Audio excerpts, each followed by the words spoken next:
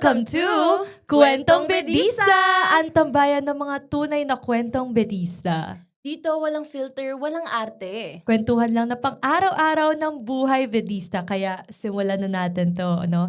I am DJ Kara. And I'm DJ Steph. And this is Tunog Kulitan! At ngayon, nakaka-excite yung bagong episode natin, yung segment na ilalabas natin. Kasi ano nga ba, DJ Steph, ang episode natin ngayon, no?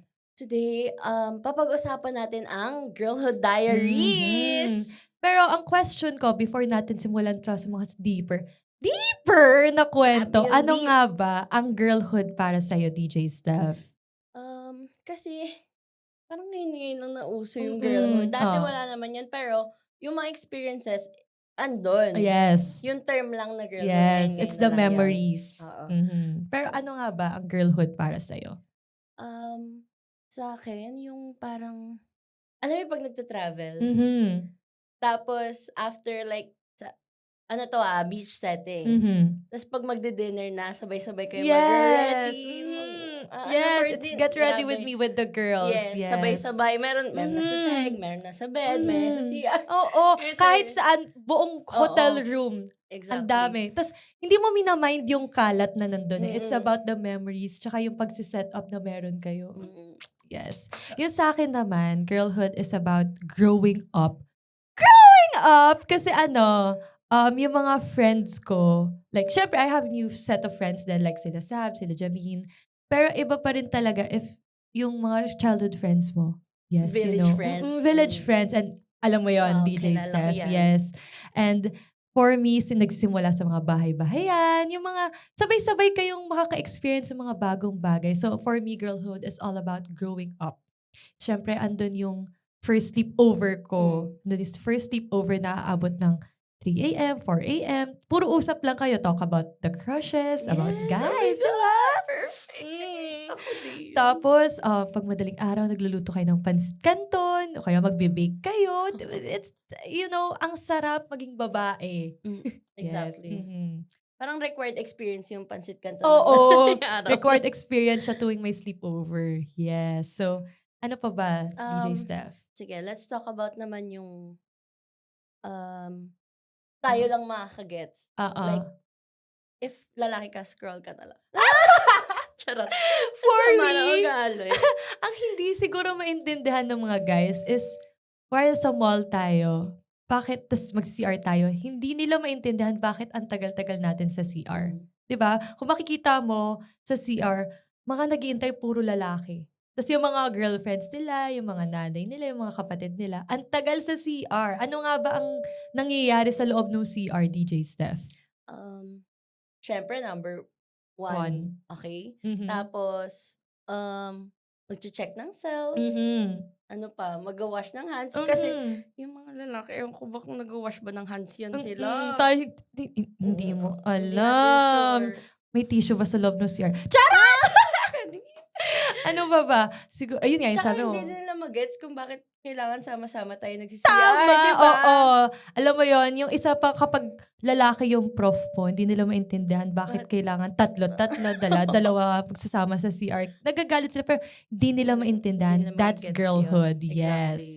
Ano pa ba? Safety as a girl. Ano ba yung mga safety na tayo lang yung nakakaalam? Ako, ano pa ba? Nakakatakot mag-commute.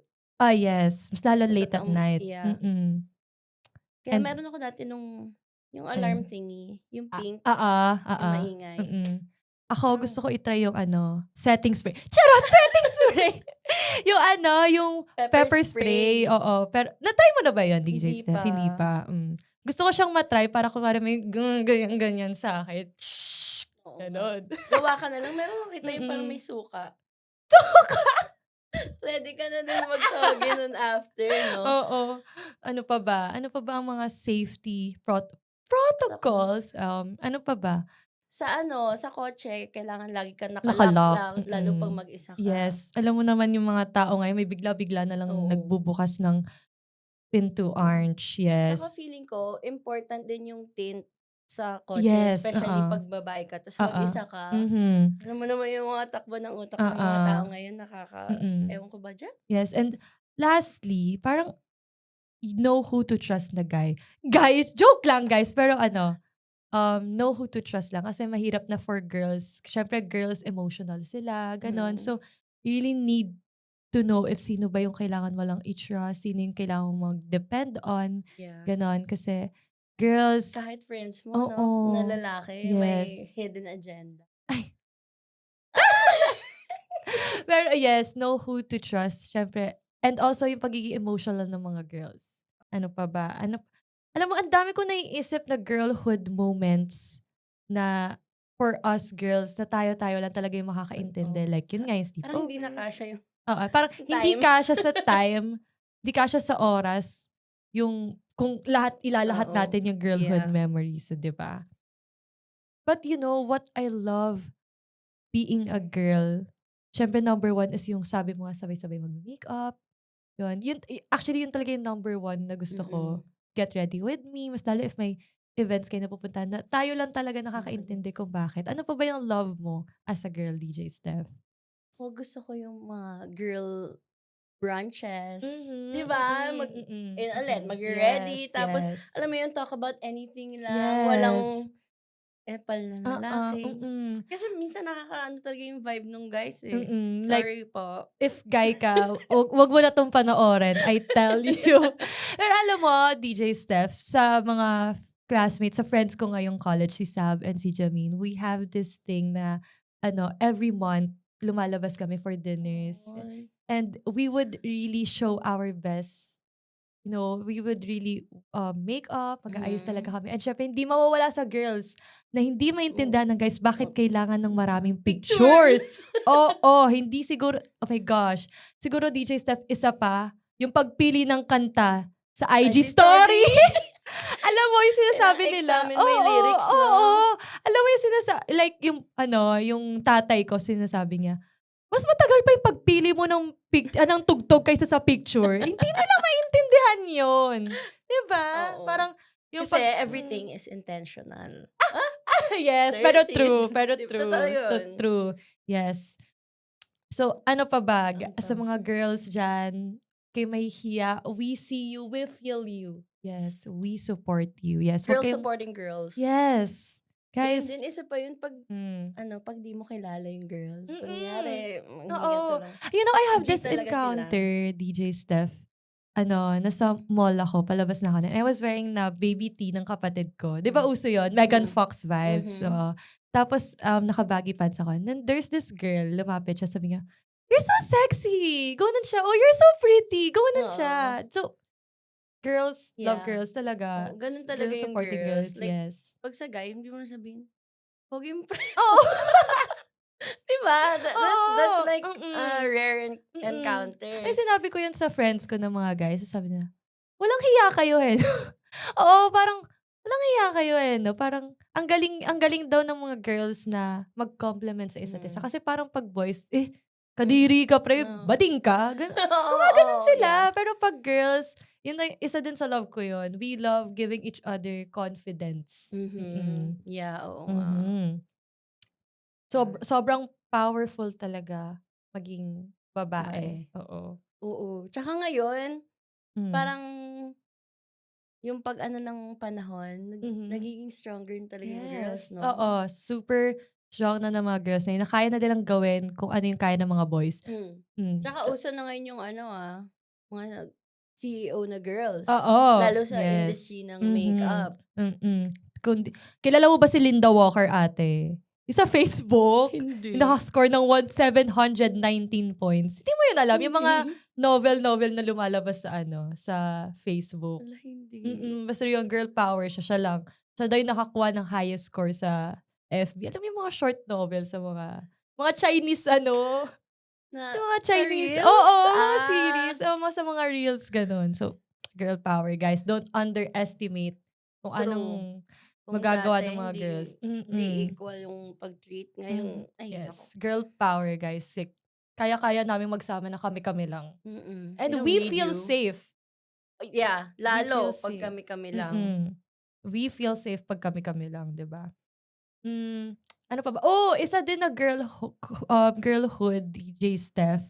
Pang high school. Alam mo yung kapag inaaway tayo ng mga girls. Tapos may isang babae sa upuan nyo, gumaganyan. Tapos yung ibang babae, nagsusuklayan. Oo. Tapos sabihin yung isa, sino umaway dito? Lagot kayo. Inaaway nyo to. Alam natin yan, DJ Steph, yun. Di ba? Bakit nga ba nagsusuklay? Ba't ba sinusuklayan pag umiiyak? Oo. Hindi nga suklayan sinasabi nung kutuhan ang sinasabi doon. Kutuhan ang sinasabi nila doon. Pero yun nga, isa din yun sa girlhood na hindi mo, like, lahat ng high school students, Naka-experience naka-experience na. na. Sino umaway dito? Kayo inaaway yung best Kasi- friend namin Oo, ganun. Oo. Ano pa ba ang mga girlhood na super dito para sa mga babae, childhood memories din na binabalik-balikan. Ano? Kasi, Di ako Kung- nagba-Barbie. really? Hindi. Pero ano yung mga ginagawa mo nun if hindi Barbie na? Pero for you, this is such a Girlhood. true girlhood. Luto-lutuan. I feel like, Yung yun mga, lang. itong mga lalaking to, nakikiano sa mga babae, pero nakikiluto-luto din sila sa mga luto-lutuan natin, diba? So, hindi ka rin dress up, yung mga dolls, ganon. Hindi. Well, iba-iba talaga ang girlhood na meron tayo, Oo. diba? So, basta marami. Kasi kung ilalahat natin, hindi siya sasakto Mhm. sa time na meron tayo for Oo. this podcast. Pero, Yeah. ayun nga, no? So, ano pa ba? At do we end this na? Or do we, meron pa ba tayong sasabihin Parang about ang dami na girlhood? nating Yes, nasabi. ang dami na. Sobrang dami na nun. Mm. Kung kayo, meron pa kayong sasabihin, pwede naman kayong comment down below. Yeah? Comment down below, guys. Ano ang girlhood moment? Yes. Yes. What is your Girlhood. favorite girlhood?